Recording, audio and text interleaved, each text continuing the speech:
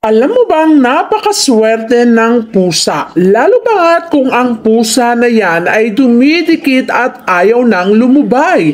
Ang mga pusang panay ang dikit sa iyo ay nagbibigay ng senyales na ikaw ay magkakapera. Sapagkat alam nila at nararamdaman nila kapag ang kanilang amo ay may blessing na darating. Bakit ba maswerte ang pusa? Ang pusa kasi ay isang halimbawa ng mga buhay na elemento. Ang mga buhay na elemento na yan ay nagtatanggal ng mga negatibong enerhiya o negative cha at nagpapapasok ng positive chi. Kapag maraming positive chi ang pumapasok sa loob ng tahanan, maraming swerte ang papasok sa iyong buhay. Tumutukoy kasi ang mga pusa na yan sa mga bagay na may buhay na maaaring gamitin bilang epektibong panglunas sa anumang adrenaline na may kaugnayan sa pungsoy sa bahay. Mga suliranin katulad ng pagkakasakit, karamdaman, sila din ay nagbibigay ng proteksyon. Kaya't kung mapapansin nyo, kapag merong kamalasan na darating sa buhay mo, may biglaang manghihinang pusa sa tahanan mo. Bakit sila nanghihina? Sapagkat ang mga kamalasan na dapat sasaluhin mo ay sila na ang sumasalo. Kaya kadalasan, nagkakasakit sila o nanghihina kapag may problemang darating sa kanilang mga master dahil sila nga ang nag-a-absorb ng mga ito. Pinoproteksyonan at minamahal nila ang kanilang mga master. Kaya naman sa paglalagay o pag-aalaga ng pusa sa tahanan, malaking bagay ang nagagawa nito sa iyong buhay. Ang mga buhay na tinutukoy dito ay ang mga buhay na maaaring kunin sa pamamagitan ng pagkakasakit o anumang kamalasan. Ngunit hindi magaganap o mangyayari ang mga yan dahil ang proteksyon na binibigay ng mga pusa ay kakaiba at talaga namang positibong chi ang nililikha. Itinataboy nila ang mga kamalasan sa bawat sulok ng tahanan.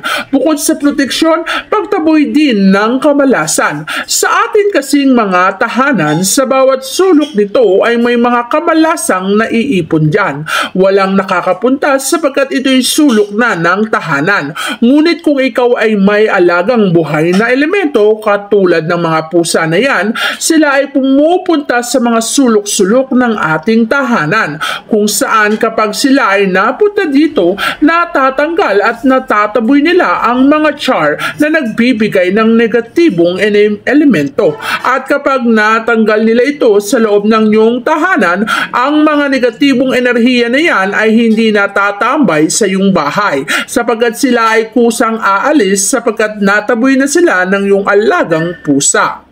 Ang mga pusa kasi ay mga mula sa mga nilikha na lumililikha ng impresyon ng proteksyon o pananggalang sa mga taong nakatira sa iyong bahay.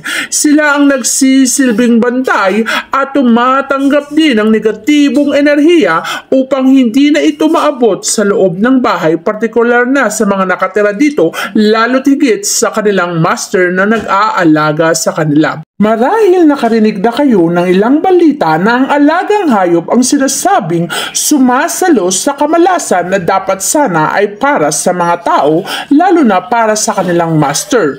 Ang mga namamatay na pusa ay pinaniniwalaan na sumalo lamang ng buhay na tao na malapit o nag-aalaga sa nasabing hayop.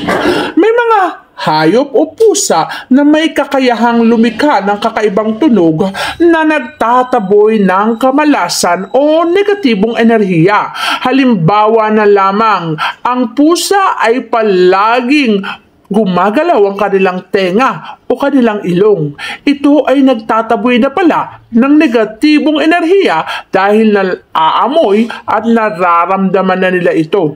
Nagbibigay rin ito ng mga babala sa presensya o pagdating ng ibang tao na hindi naman miyembro ng pamilya, lalo na kung ang tao na yan ay magbibigay ng panganib sa kanilang mga amo.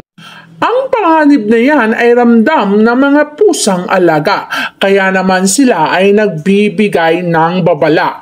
Paminsan kapag ikaw ay aalis ng tahanan at biglaan na lang ang iyong pusa ay humarang sa iyong lalakaran, abay makinig ka na sa kanilang babala, sapagkat alam nila na ang iyong pupuntahan ay may panganib o magbibigay sa iyo ng hindi magandang resulta. Kaya't huwag ka nang tumuloy kapag may pusang humaharang sa iyo habang ikaw ay may lakad o pupuntahan. Alam nila ang mga panganib na yan at ayaw nilang ito ay maganap o mangyari sa iyong buhay. Bukod sa mga babala proteksyon na binibigay ng mga pusa na yan, nagbibigay din sila ng mga kaswertehan sa kanilang mga amo. Ramdam nila kapag ang swerte ay mapapasayo. Ramdam nila kapag ikaw ay siswertihin dahil hindi sila aalis sa tabi mo. Palagi silang magiging clingy at palaging tatabi sa iyo. Ibig sabihin nito, magugulat ka na lamang na may kakatok sa pintuan mo at may blessing na dadalhin at ipapasok sa buhay mo. Bukod diyan, ang mga bigote ng pusa ay swerte po. Ang mga bigote ng pusa na yan ay maaari mong gawing anting-anting o kaya naman ay blessing sa iyong buhay. Maaari mong kunin ang nalaglag na bigote ng pusa at ilagay sa pulang tela. At maaari mo itong dalhin kahit saan o anumang transaksyon ang iyong gawin. Ito ay magsisilbing blessing o swerte sa iyo at ang lahat ng transaksyon na gagawin kung meron ka nito ay siswertihin. Kaya naman ang pag-aalaga ng pusa ay hindi lang nagbibigay senyales ng kaswertihan, kundi proteksyon at pagmamahal. Kapag meron ka nito sa iyong tahanan, ang lahat ng yan ay iyong makakamtan. Kung ikaw naman ay mahilig sa pusa at mahilig mag-ampon ng pusa at may kumatok sa harapan ng pintuan na kulay orange ang kulay o kaya naman ay tatlo ang kulay, magbibigay ito ng kaswertihan kaya't papasukin sa iyong tahanan, bigyan mo ng makakain, alagaan at mahalin, bigyan ng proteksyon at pagmamahal sapagkat ang lahat ng pagmamahal na ibinibigay ng mga taong nag-aalaga sa iyong pusa na yan ay babalik sa kanila ng triple, siksik-lig-lig at nag-uumapaw. Lalo pa nga kung ang pusa na yan ay pusang ligaw na kumatok lamang sa iyong tahanan, iyong nilagaan, minahal, pinakain at sinuportahan. Magugulat ka na lamang na ang buhay mo ay unti-unting mababago at magkakaroon ng magandang resulta ang lahat ng ginagawa mo sa trabaho, sa negosyo o kahit ano pa yan. Mararamdaman mo ang unti-unting pagbabago, ang swerte ay mapapasayo. Yan ay sapagkat nag-alaga at nagmahal ka ng pusa na magbibigay sa iyo ng walang hanggang swerte, proteksyon, pagmamahal, kalinga at babala. Kaya naman ang mga pusa ay napakaswerteng talaga.